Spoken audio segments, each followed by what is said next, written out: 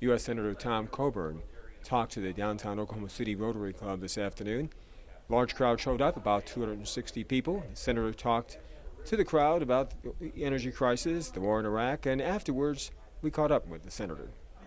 Iraq is phenomenal, the change that's occurred in less than 12 months over there, and the fact that they changed tactics, changed strategy, and it's been highly successful. And you see that both in economics, you see that in terms of the statistics, you see that in terms of fatalities, you see that in terms of casualties, you see it in terms of freedom opening up, you see it in terms of traffic, you see it in every way. The surge has been successful. And it will forebodes for a time when we can actually bring American troops home. Now, they're going to come home a lot faster than anybody wants to say out loud because they don't want to signal that. But the fact is Petraeus' plan has been very successful, and we're going to reap a lot of positive benefits out of that. When Senator Obama went over to Iraq a couple of weeks ago, his perception was a little bit different. Well, I think the fact that that's the only time he's been to Iraq in the last 4 years, I think he went right after he was elected, means that he didn't have the proper perspective. He didn't see it at its worst. And it does surprise me because I don't think you can look at the way it was 15 months ago and say that there hadn't been a sea change in both in attitudes and embracing by the public of what we're doing, also in terms of the statistics that measure that. So I think it's political. You can't walk away from your anti-war base if you're the presidential nominee, and to embrace that it's been successful is something that politically he didn't want to do. And that's a shame, because that means we continue to play politics as usual, rather than try to speak the truth, try to look into the long term, and try to say what is best overall for us as a country. Are you interested in the vice presidency? Am I? Yeah. I'm interested in who it's going to be. You bet. Would you be interested in? I'm not going to comment on that. The fact is I have way too much baggage for John McCain to ever want somebody to go along with him in that regard. And there are a lot of great candidates. Governor Mark Sanford would be fantastic. Sarah Palin, the governor of Alaska, would be fantastic. We have lots of great people who can fill that job, that have executive experience, that could complement Senator McCain. He'll do well in Oklahoma, it appears. Oh, he's going to do phenomenal. He's up 35 points in Oklahoma. How do you think right now in the rest of the country? I think John McCain's going to win. Really? I think he's going to win because people recognize his foreign policy experience. Number two is he's not quite 100% right on energy, but compared to Barack Obama, he's 100% right.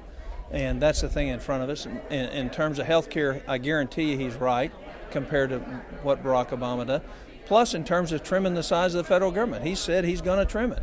And when John McCain says something, he does it. It's not a political promise. It's something that will actually happen. Two biggest issues facing the country right now, do you think, is trying to get a handle on the debt and the energy crisis? Well, I think the biggest issue facing the country as far as Americans are concerned is that we've stolen $2,400 a year from them of their discretionary income by not having an energy policy. And they're feeling that both in terms of their commutes and their transportation, but also going to feel it in terms of their utility bill. And we're responsible for that. And we ought to be about fixing it.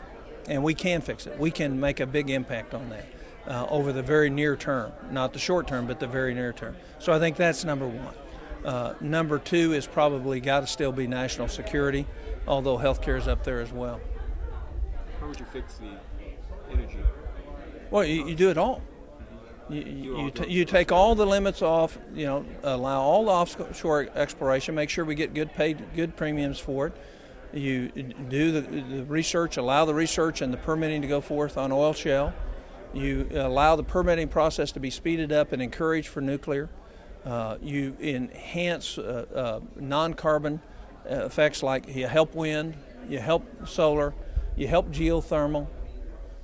You do it all because our survival depends on us not being hung on dependency from somebody that we can't believe is going to be a reliable supply.